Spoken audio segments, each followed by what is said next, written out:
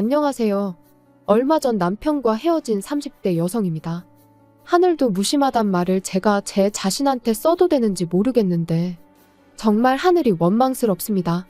저 정말이지 양심에 손을 얹고 하루하루 열심히 살았거든요. 그래서 저는 결혼이 신이 저에게 주는 선물 같은 거라고 생각했어요. 너 그동안 고생했다. 이제는 행복해져야지 하는 그런 선물이요. 하지만 선물은 무슨, 지금 제 모습을 보면 답답하고 한숨만 나올 뿐입니다. 제 이야기를 한번 들어보시고 혹시나 제가 너무 지나치다 망상이다 싶으시면 따끔하게 한마디 해주세요. 마지막으로 남편이 저더러 무슨 피해의식이라도 있냐고 해서 그게 큰 상처가 되었는데 제 3자가 보기에도 그렇다면 제 자신을 위해서라도 저도 병원을 가보던지 하려고요. 아무튼 일단 제 이야기를 시작해보겠습니다. 저보다 7살 많은 남편하고는 소개팅으로 만났어요. 저는 회사를 다니는 평범한 직장인이었고 남편은 주점을 운영하고 있었죠. 그리고 이건 좀 쑥스러운 이야기지만 남편과 한 소개팅이 제 인생 첫 소개팅이었어요. 그도 그럴 것이 저희 친정이 형편이 넉넉치 않다 보니 전 고등학교를 졸업하자마자 직장 생활을 시작했거든요. 그리고 중간중간 저한테 호감을 보이던 사람도 몇 명 있었습니다만 그런데 신경 쓸 겨를이 별로 없었네요. 집에 당장 편찮으신 아버지가 계시고 그 아버지를 간호하는 어머니가 계신데 제가 어디다 한눈을 팔 수가 있었겠어요. 그리고 한편으론 자격지심이었는지도 모르겠습니다만 제 상황이 좋지 않다는 걸 남들이 알게 하고 싶지도 않았고요. 아무튼 그러다 결국 아버지께서 제 나이 26살 때 돌아가셨습니다. 그리고 아버지께서 돌아가시면서 보험금이 좀 나왔는데 그걸로 뭐 여기저기 빌렸던 빚들 청산하고 나니까 남는 것도 없대요. 하지만 그래도 솔직히 이후로 한숨 돌리게 되었습니다. 그동안엔 여기저기 밀린 이자 내기에 급급했는데 드디어 조금씩 저축도 할 수 있게 되었으니까요. 그리고 이후로 세월이 흘러 어느덧 제 생활도 안정을 찾아갈 때쯤 그렇게 남편을 소개받은 거예요. 처음 남편을 보고 느꼈던 점을 얘기해보자면 뭐 괜찮아 보였어요. 크게 까다롭게 구는 거 없고 자기 일 열심히 하는. 하지만 무엇보다도 제 마음에 들었던 건 남편이 건강하단 사실이었습니다. 평생 몸이 약한 아버지와 살면서 어머니가 얼마나 고생을 하셨는지 누구보다 제가 잘 알았으니까요. 병간호라는 게 정말이지. 아픈 사람은 병간호해주는 사람한테 아프다고 할 수나 있지 병간호하는 사람은 아픈 사람한테 말 한마디 푸념도 못해요. 그게 그렇더라고요. 그래서 아무튼 남편하고 연애를 시작했는데 사귄 지 7개월 만에 바로 결혼 이야기가 나왔습니다. 남편 말이 자기 나이도 있고 하니까 얼른 결혼해서 애도 낳고 그랬으면 좋겠다고요. 그런데 전 솔직히 자신이 없었어요. 일단 모아둔 돈도 많지 않았고 연애도 처음인 마당에 결혼에 대해선 아예 생각을 해본 적이 없었죠. 하지만 남편은 계속해서 금전적인 부분은 걱정하지 말라며 저는 그냥 몸만 오면 된답니다. 집은 자기 부모님이 해주실 거고 혼수는 자기가 할 거니까 저는 그저 자기 옆에만 있어주면 된다고요. 그렇지만 다들 아시다시피 세상에 공짜가 어딨나요. 그래서 아니라고 그렇게는 못한다고 했어요. 그렇게는 절대 못한다고요. 그리고 나중엔 아예 이별을 각오하고 남편에게 아주 허심탄회하게 제 상황을 털어놓기도 했습니다. 모아놓은 돈도 많이 없고 앞으로도 계속 친정어머니 생활을 도와드려야 한다. 그런데 남편은 계속해서 괜찮다는 소리만 하대요. 자기는 제 월급을 터치할 생각도 없고 아무튼 아무것도 저한테 바라는 게 없다면서요. 그리고 뭐 그저 옆에만 있어달라며 어찌나 애걸복걸 매달리던지. 그리고 저는 지금 생각하면 바보가 따로 없지만 그땐 정말 내가 저렇게 좋을까 싶으면서도 솔직히 제가 그동안 고생을 많이 하고 살아서 신이 이런 남자를 만나게 도와준 건가 하는 생각도 들더라고요. 그래서 결국 그럼 한번 믿고 가보자는 생각으로 알겠다고 했고요. 그런데 막상 결혼을 하고 나니까 남편도 결혼 생활도 제 예상과는 많이 달랐습니다. 결혼하고 한 2달 차 되던 때부터였을 거예요.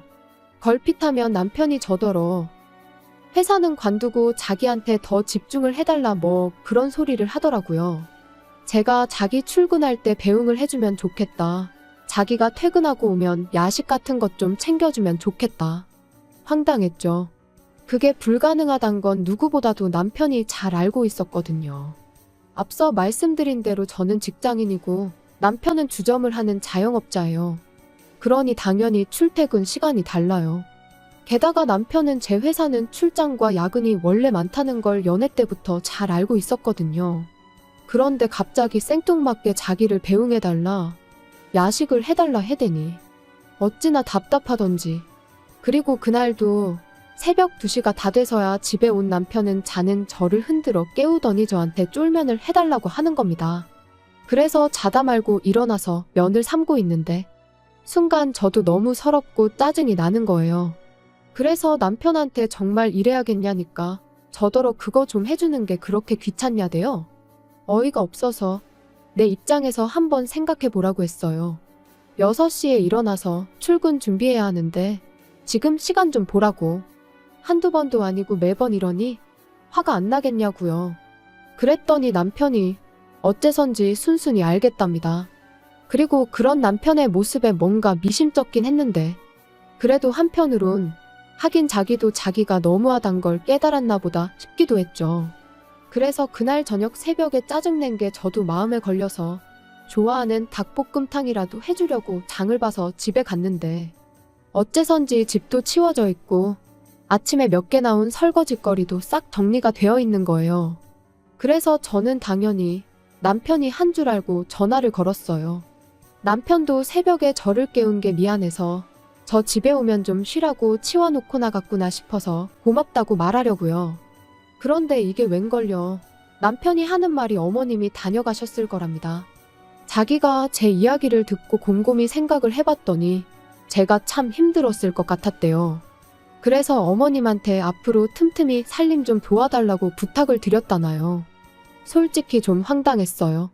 남편 말만 들으면 저를 위해 그런 것 같지만 그래도 그렇지 아무도 없는 집에 어머님이 오셨다 가셨다는 게. 그리고 그때는 솔직히 뭐라고 말을 해야 하나 싶어서 이러지도 저러지도 못하다가 어영부영 넘어가게 됐네요. 그런데 지금 생각해보면 그때 딱 잘라서 제 의견을 말했어야 했습니다. 이후로 점점 어머님이 오시는 횟수가 늘어났으니까요. 게다가 거기서 끝이 아니라 언젠가부터 어머님이 저를 기다리고 계실 때도 있었죠. 잔소리를 하시려고요. 바깥일도 좋지만 결혼을 했으면 뭐가 우선순위인 줄 알아야 한다던가, 왜 냉장고에 있는 반찬이 며칠째 똑같냐던가, 그리고 그럴 때마다 변명 아닌 변명을 해야 하는 게 한마디로 죽을 맛이대요. 그래서 결국 3달 만에 남편에게 아무래도 이건 아닌 것 같다 했습니다. 어머님이 좋은 뜻으로 오시는 건 알겠지만 솔직히 부담스럽다. 그러니 어머님께 당신이 잘 말씀드려서 앞으로는 날짜와 시간을 정하고 오시게 해달라. 그랬더니 남편은 못마땅한 기색을 내비치긴 했지만 결국 알겠다고 했습니다. 그런데 결론부터 이야기하자면 그 약속은 지켜지지 못했네요. 남편이 분명 어머님께 말씀을 드렸다고 했고, 그래서 저는 남편에게 이참에 현관 비밀번호도 바꾸자고 했어요. 그랬더니 남편은 꼭 그렇게까지 해야겠냐면서 한숨을 푹푹 내쉬더라고요. 그런데 저는 그런 남편의 반응이 납득이 되질 않았죠. 어차피 이제 어머님도 아버님도 약속 없이 오지 않으실 텐데 그러면 현관 비밀번호가 바뀐들 그분들한테는 아무 상관이 없는 일이잖아요. 그래서 제가 남편에게 조목조목 따지고 들면서 도대체 뭐가 문제냐고 했더니 남편도 딱히 반박은 못하고 그저 짜증난다면서 제 마음대로 하라대요. 어이가 없었죠. 싸우자고 한 이야기가 아니었는데. 아무튼 그래서 이제 비밀번호까지 바꿨어요. 그런데 참 이상한 일이었습니다. 어째서인지 언젠가부터 또다시 퇴근하고 집에 오면 집이 마치 저희 집이 아닌 것처럼 느껴지기 일쑤였으니까요. 가령 그릇들이 평소에 제가 놓는 대로 놓여있지 않는다던가, 버린 기억이 없는데 반찬이 버려져 있다던가, 그리고 솔직히 귀신이고 우렁각시고 다녀갔을 리는 없었으니 어머님이 왔다 가셨다는 걸 확신할 수밖에 없었죠. 하지만 막말로 증거도 없고 그렇다고 어머님이 예전처럼 저를 기다리고 계시다가 저한테 싫은 소리를 하시는 것도 아니었잖아요. 그러니까 이번엔 저도 그냥 알고도 모른 척 아무 말도 안 했어요. 남편한테 티를 내지도 않았고요. 어머님이 최소한 제 사적인 부분, 가령 안방이라던가 아무튼 직접적으로 저를 힘들게 하시는 게 아닌 이상 계속해서 모른 척할 생각이었지요. 그런데 결국 저는 가만히 있을 수가 없게 됐어요. 그날은 모처럼 신우까지 해서 온 가족이 모인 날이었습니다. 그런데 신우가 하고 온 귀걸이가 어째선지 무척이나 낯이 익더라고요. 제가 신혼여행지에서 샀던 귀걸이랑 똑같은 디자인이었으니까요. 그래서 남편한테 귓속말로 아가씨 하고 있는 귀걸이 좀 보라고 내 거랑 똑같아 보인다고 물었습니다. 그랬더니 남편도 맞다며 신기하다면서 분명히 살 때 하나밖에 없는 디자인이라고 해서 샀던 건데 어떻게 쟤도 하고 있냐대요. 그래서 제가 그때만 해도 정말 별뜻 없이 신우더러 그 귀걸이를 어디서 샀냐고 물었습니다. 그랬더니 어머님이 주셨다나요? 그리고 그때 안방에서 어머님이 나오시길래 어머님은 저 귀걸이를 어디서 사셨냐고 물었더니 어머님이 순간 깜짝 놀라시면서 신우더러 너는 그걸 왜 하고 왔냐고 짜증을 내시는 거예요. 그러니까 신우는 영문을 모르겠다는 듯 황당해했지요. 그리고 저는 그런 두 사람의 반응에 어째서인지 쎄한 기분이 들어 집에 돌아오자마자 제 귀걸이가 잘 있는지부터 확인을 했는데 어이없게도 상자가 텅 비어 있었어요. 그리고 그제서야 이것저것 눈에 들어오는 게 가을에 하려던 스카프도 안 보이고 뜯지도 않았던 향수도 안 보이고 큼직한 가방 같은 거 말고 작은 소품이나 화장품들이 몇 개 없어졌다는 걸 알게 된 거죠.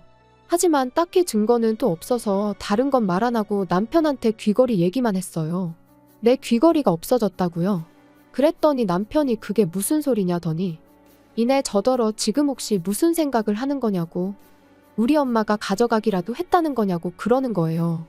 그래서 솔직히 요즘 어머님이 계속 나 몰래 집에 오셨던 거 안다고 했습니다. 그리고 남편더러 혹시 당신도 알고 있었냐 물었죠.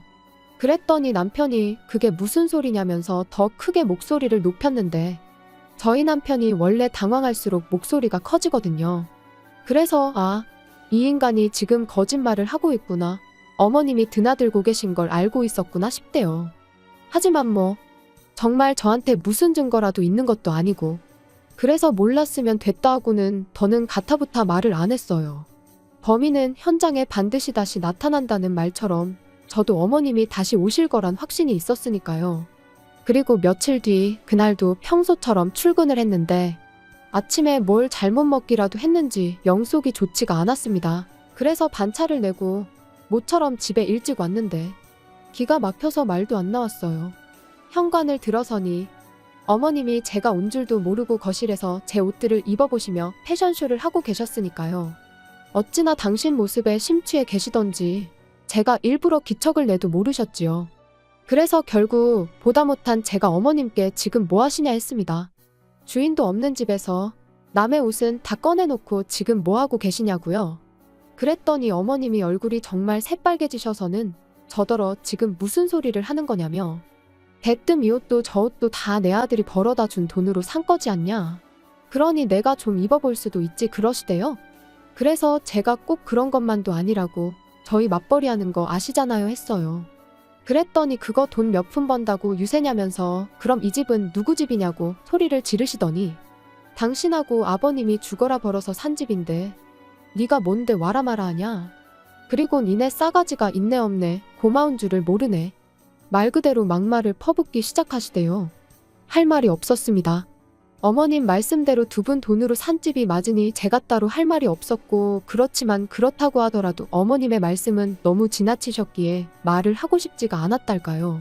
그런데 어머님은 제가 말이 없으니 더 약이 오르셨는지 더 큰 목소리로 소리를 지르기 시작하셨습니다. 너는 해온 건 없으면서 가진 건 많기도 하더라.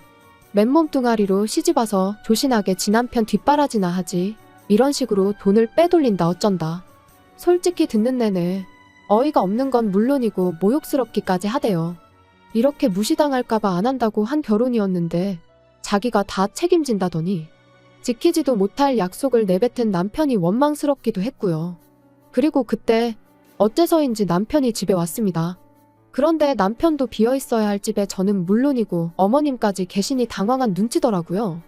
게다가 거실 바닥은 온통 제 옷들로 난장판이었으니 이게 다 무슨 일이냐고 묻대요. 그래서 제가 남편더러 궁금하면 어머님한테 한번 물어보라 했습니다. 그리고는 왜 지키지도 못할 약속을 해서는 사람을 이렇게 비참하게 만드냐고 한마디 하곤 헤어지자고 했네요. 어머님이 나한테 사과를 하실 분도 아니고 설령 사과를 하신다고 해도 오늘 같은 일이 또 없으리란 보장도 없지 않냐면서요. 그랬더니 어머님은 더더욱 목소리를 높이시며 네가 뭔데 헤어지고 말고를 정하냐며 그런 건 어머님 아들이 정할 일이랍니다. 가진 거라곤 쥐뿔도 없으면서 네가 뭐라고 결정을 하느냐고요.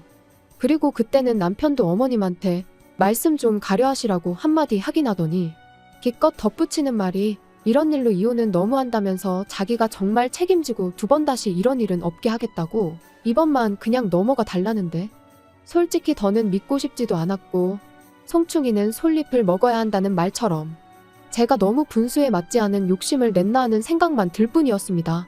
그래서 남편더러 그럴 거 없다 내 마음은 정해졌다 했어요. 그랬더니 남편이 저더러 어머님이 홧김에 한마디 하신 걸로 너무 오버하지 말라면서 그거 자격지심이고 피해의식이야 그러는데 나오던 눈물도 쏙 들어갈 만큼 황당하고 기가 막혔죠. 그래서 마음대로 생각하라 하곤 제 집만 챙겨 나왔습니다. 그리고 뭐 다행이라고 해야 할지 어머님이 혼인신고는 세금 문제도 있고 하니 좀 천천히 하라셔서 미루고 있었는데 어쩌면 어머님은 처음부터 저희가 이렇게 될 줄 알고 계셨던 걸까요? 아니면 이렇게 만들 생각이셨던 건지. 아무튼 잘 됐죠 뭐. 머리 아프게 따지고 그럴 필요도 없었으니까요. 하지만 남편은 무슨 미련이라도 남았는지 지금도 계속 연락이 옵니다. 어머님도 반성 많이 하고 계신다면서 저만 돌아오면 된다면서요. 하지만 제가 한 번 속지 두 번 속을 순 없죠. 그리고 정말이지 세상에 공짜는 없다는 걸 몸소 배웠는걸요. 좁은 방 한 칸에서 친정어머니와 부대끼며 살더라도 제 능력껏 사는 지금이 좋습니다. 후회 안 해요.